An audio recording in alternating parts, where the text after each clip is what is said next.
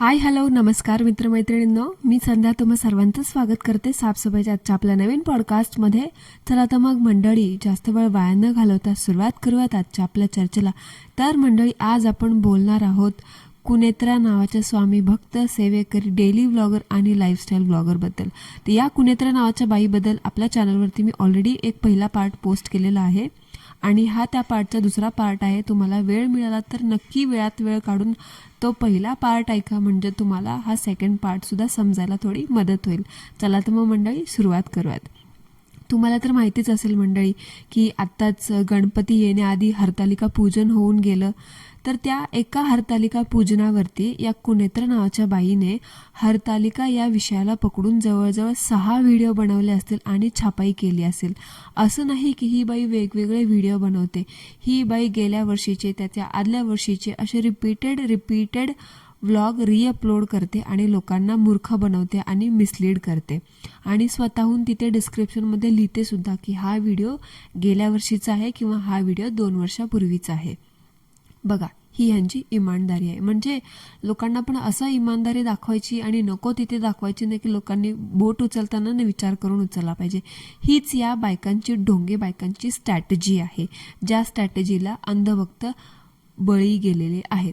आता ही बाई, हिच्याकडे आता काही कामधंदा नाही आहे हे तर आपल्याला सगळ्याला माहिती आहे. तेव्हा तर वायटीवरती येऊन असा उच्छाद मांडला हिने. ही बाई दुसऱ्यांना सांगते हरतालिकेचं महत्त्व, की तुम्ही अशी पूजा करा, तशी पूजा करा, पण स्वतः काही ते फॉलो करत नाही. दुसऱ्यांना सांगते चांगला वर मिळावा म्हणून, चांगला नवरा मिळावा म्हणून, सौभाग्य टिकून राहावं म्हणून, किंवा सौभाग्याच्या लॉंग लाईफसाठी, ते मला आता तिथे शब्द नाही आठवला तर, म्हणून लॉंग लाईफसाठी हरतालिकेचं व्रत करा. स्वतःची 7-8 वर्षाची लहान मुलगी आहे, तिच्याकडून सुद्धा ही बाई हे व्रत करून घेते. अगदी 7-8 वर्षाच्या लहान मुलींनी सुद्धा, महिलांनी सुद्धा सौभाग्यासाठी व्रत करा असं ही बाई खुशालपणे सांगते. पण मला काय म्हणायचं आहे ना, की बाई तू कधी केलं नाही का गे हे व्रत? म्हणजे मनाभावातून केलंस का नाही केलं मला काही माहीत नाही. तू जेवढी दुनियाला सांगत बसते की हे व्रत करा, ते व्रत करा, कारण तुझ्या अनुभवातून तू सगळं सांगतेस की हे व्रत करा, असं फायदा होतो, तसा फायदा होतो. मग तुम्ही नाही केली वाटते पूजा, जे तुम्ही दुसऱ्यांना सांगता व्रत करा वगैरे सौभाग्यासाठी, असं करा तसं करा. तर तुम्हाला खरं सांगू का, हे व्रत करण्याची गरज तुम्हाला जास्त आहे. बिकॉज आता काय आतला डिटेल मॅटर आहे हे मला माहिती आहे आणि आपल्या मंडळींना पण माहिती आहे, पण मला त्या विषयाला जास्त उडवायचं नाही आहे. म्हणून मी वरच्यावरतून त्या गोष्टीवरती टीका करते की तुम्हाला खरंच त्या विषयाचं एवढं महत्त्व लोकांना सांगायचं असेल ना, तर अगोदर स्वतः त्या गोष्टी फॉलो करायच्या आणि आधी आपल्याला किती गरज आहे त्या गोष्टीची हे बघायचं आणि नंतर दुसऱ्यांना ज्ञान शिकवायला द्यायचं. हे असं झालं, स्वतःच्या बुडाखाली अंधार आणि दुसऱ्यांना जाते ज्ञान शिकवायला, हे असं आहे. आणि तुमच्या त्या स्वतःच्या 7-8 वर्षाच्या मुलीला हे असलं फालतू व्रत वगैरे करायला सांगण्याच्या आधी ना, उपास तपास करायला सांगण्याच्या आधी तिला शाळेत जायचं ते शिकवा. शाळेत जाण्याआधी ही बाई त्या मुलीकडून पूजा करून घेते. स्वतः व्हिडिओमध्ये स्पष्ट सांगते की शाळेत जाण्या अगोदर मी त्या शोवीकडनं पूजा करून घेतली. 7-8 वर्षाची मुलगी मंडळी शाळेत जाते आणि शाळेत जाण्याच्या अगोदर ही बाई तिच्याकडून जबरदस्तीने पूजा करून घेते. का तर पुढे चालून तिला धनलाभ व्हावा किंवा चांगला नवरा मिळावा म्हणून. हे असं बोलताना, हे करून घेताना तुम्हाला बाई जरासुद्धा लाज नाही वाटली का हो? म्हणजे आता एवढ्या लहान वयात हे व्रत केल्याने चांगला नवरा, यश, कीर्ती, धन हे तिला मिळेल हे असं सांगणं, तिला उपवास करायला सांगणं आणि ह्या सगळ्या गोष्टीमध्ये तिला अडकवून ठेवणं, हे कितपत बरोबर आहे मला सांगा ना तुम्ही. 7-8 वर्षाच्या मुलीला आत्तापासून तुम्ही अशी बंधनं लावताय. एक आई म्हणून तुम्ही कसं काय करू शकता? म्हणजे जमतं कसं हे तुम्हाला? 7-8 वर्षाची मुलगी म्हणजे तिचं आता हे खाण्यापिण्याचं, खेळण्या बागडण्याचं वय हो, शाळा शिकण्याचं वय तिचं ना, की तरुणपणात नवरा चांगला मिळावा किंवा पुढच्या जन्मी नवरा चांगला मिळू देत किंवा धनलाभ होऊ देत म्हणून हे असले उपवास वगैरे करून घ्यायचे तिच्याकडून. तुमच्या ह्या असल्या उपवासांसाठी तिच्या पुढच्या जन्मी किंवा ह्या जन्मी तरुणपणात तिला चांगला नवरा मिळवावा म्हणून तिने तुमच्यासाठी दिवस दिवस उपाशी राहावं. त्या मुलीला हरतालिकेचं व्रत नाही तर तिला उपवास वगैरे नाही, तर तिला चांगलं शिक्षण कसं घ्यायचं हे शिकवा. त्या मुलीला असू दे किंवा मुलाला असू दे, स्वतःला या समाजात स्वतःचं संरक्षण कसं करायचं, स्वतःचं या समाजामध्ये प्रोटेक्शन कसं करायचं हे शिकवा. स्वतःच्या मुलींना मुलांना जिजुत्सू शिकवा, कराटे शिकवा, बॉक्सिंग शिकवा. स्वतःला स्वतःचं सेल्फ डिफेन्स कसं करायचं हे शिकवा. समोरचा माणूस कसा बोलतोय हे ओळखायला शिकवा, माणूस ओळखायला शिकवा. नाही की आत्ताच्या 7-8 वर्षाच्या वयामध्ये त्यांच्याकडून हे असले उपाशी राहून उपवास करून घेणं, हे मला अजिबात पटलेलं नाहीये मंडळी. तुम्हाला काय वाटते ह्याच्याबद्दल ते मला कॉमेंटमध्ये नक्की सांगा. तिच्याकडून मी आत्ता जे सगळं सांगितलंय का ते सगळं करून घ्या. उपवास वगैरे केल्याने काहीही होत नाही. देव उलट आपल्यावरती अजून नाराज होतो का ते सुद्धा सांगते मी. आता देवाच्या कृपेने तुमच्याकडे तुमच्या कष्टाने तुमच्या घरामध्ये तुमचं 2 वेळचं पोट भरेल एवढं अन्न असतं तुमच्या घरामध्ये.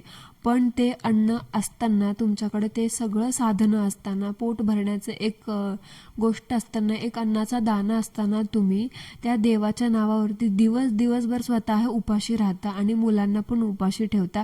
हे बघून तो देव किती दुखी होत असेल की अरे, तो म्हणत असेल अरे मी ह्याला अन्न देतोय, मी ह्याला खाण्यासाठी देतोय, ह्याचं पोट भरावं म्हणून मी देतोय, पण हा माझ्याच नावाने अजून कुठल्या गोष्टीची अपेक्षा ठेवून उपाशी राहतोय. ही गोष्ट कितपत बरोबर आहे? तुम्ही जेवढे उपवास कराल मंडळी, जेवढं स्वतःला उपाशी ठेवाल तेवढा देव तुमच्यावरती जास्त नाराज होईल.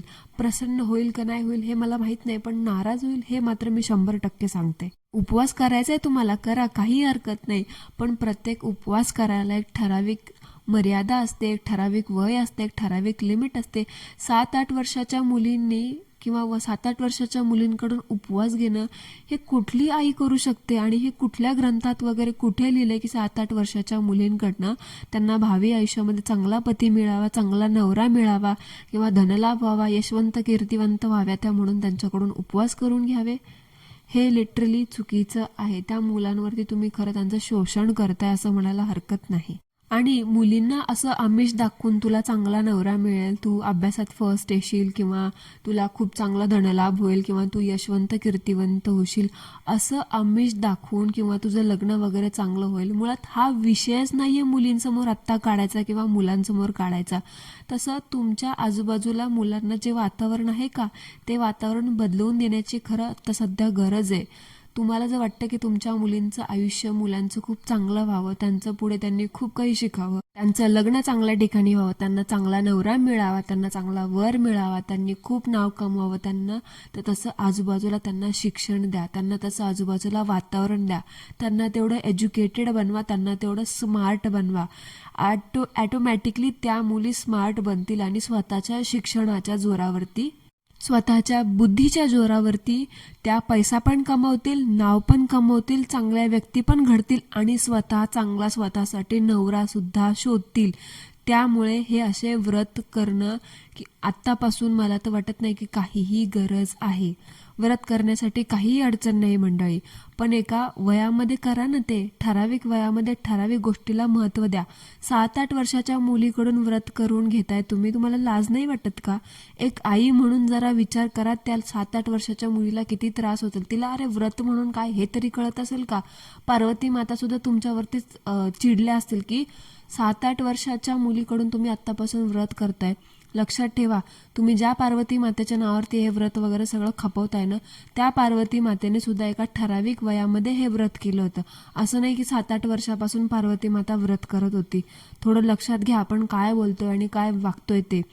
बोलायचं एक आणि वागायचं दुसरंच. आणि बाय द वे, तुम्ही पण केलेलं दिसतंय व्रत वगैरे. नाही म्हणजे लहानपणापासूनच तुम्ही सांगता ना की आम्ही लहानपणापासून व्रत वगैरे केलं, हे केलं ते केलं. मग तुम्हाला किती चांगला नवरा मिळाला हो, तुम्हाला किती चांगला वर मिळाला, तुम्हाला किती धनलाभ झाला. समोर स्वतःचं उदाहरण आहे, समजलं का? त्यामुळे तुम्ही स्वतः एक उदाहरण आहात. असं भरकटून जाऊ नका. दुनियेला चुना लावतात ते लावतात, निदान स्वतःच्या मुलांना तरी नीट शिकवा. एक सुजाण आईबाप असल्यासारखं गाईड करा त्यांना. उगाचच प्रत्येक सण आला किंवा प्रत्येक उपवास आला की त्याच्यावरती काहीही खपवायचं, काहीही बोलायचं आणि स्वतःच्या मुलांना पण तेच करायला लागायचं. तुमच्या ह्या बोलण्याने तुम्ही जे बोला की माझ्या 7-8 वर्षाच्या मुलीला मी हे व्रत करायला लावलं, तुमचं हे ऐकून कितीतरी बायकांनी त्यांच्या मुलींना हे व्रत करायला लावलं असेल. म्हणजे विचार करा, तुम्ही किती पापाच्या भागीदारी झाल्या आहात. आता तुम्हाला पापपुण्याचे विचार येत नाहीत का? ह्या बाईचे मी अजून काही व्हिडिओ पाहिले मंडळी. म्हणजे ते व्हिडिओ बघून ना मला तर असं जाणवलं की ही एक अबला नारी बनण्याचा प्रयत्न करते आणि अबला नारी बनवून लोकांचा तबला कसा वाजवायचा ना हे हिने चांगलं ओळखून धरलेलं आहे. म्हणजे किती सामान विकते, किती वस्तू यंत्र विकते ना ह्याचं हिलाच माहीत नाही. दर 2 दिवसानंतर बसते हिचं सामानाचं दुकान मांडून.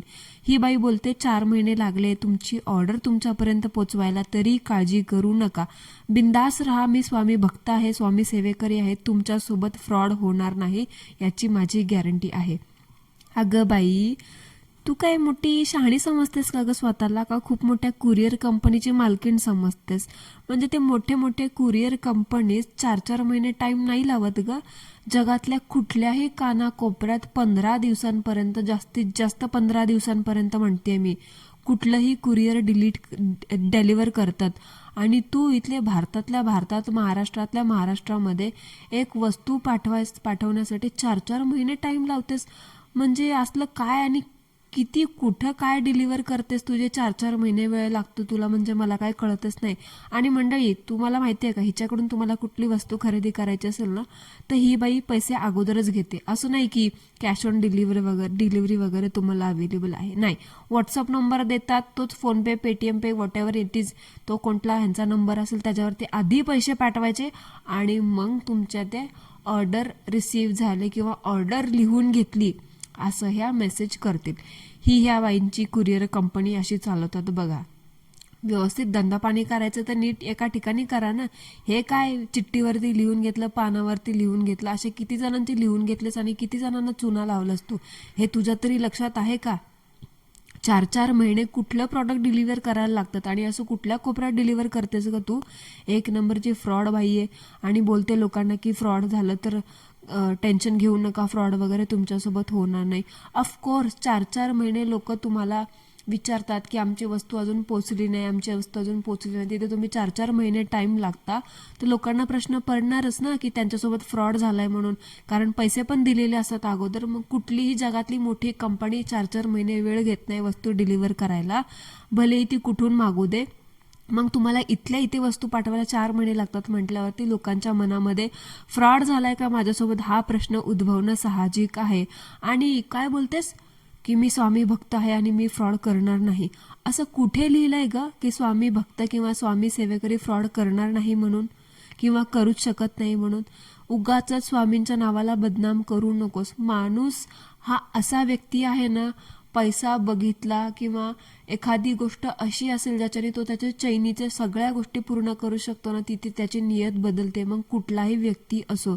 मंडळी, मी इथे कुठल्याही स्वामी भक्ताला दुखवण्याचा प्रयत्न करत नाहीये, पण ही जे बोलली ना मला ते वाक्य अजिबात पटलेलं नाहीये. काही लोक तुम्हाला तर माहिती आता जसे हिच्यासारखे स्वामींच्या भक्तीचा आव आणून लोकांना किती फ्रॉड करतात, किती फसवेगिरी चालू आहे ना, ह्याचं हे स्पष्ट उदाहरण हीच आहे. आणि ही लोकांना म्हणते की मी स्वामी भक्त आहे, स्वामी सेवेकरी आहे, फ्रॉड नाही करणार. 4-4 महिने वस्तू पाठवायला तुला वेळ लागतो म्हटल्यावरती फ्रॉडच झाला ना हा. अजून काय 4 महिने लागणार, 6 महिने लागणार? म्हणजे लोकांनी तुला वर्ष अगोदर पैसे देऊन बसायचे आणि त्यांनी वर्ष तुझ्या सामानाची वाट बघत बसायची का? ऑफकोर्स फ्रॉडच आहे हा, अजून काही नाही. तू आणि तुझ्या मैत्रिणी दुकान मांडून बसलात यूट्यूबवरती, केवळ पैशांसाठी वस्तू विकता. त्यातल्या किती वस्तू ओरिजिनल आहेत, किती डुप्लिकेट आहेत हे तुम्हालाच माहिती. 4-4 महिने लोकांचे पैसे घेऊन बसलीस आणि बोलते की फ्रॉड वगैरे नाही होत असं तसं. तर मग हे काय 4 महिने कशाला लागतात मला सांग ना? तुम्ही तर स्वामी भक्त आहात ना. आणि लोकांना तुम्ही 4 महिने लागू दे किंवा 5 महिने लागू दे, तुमची वस्तू तुमच्यापर्यंत पोचणार.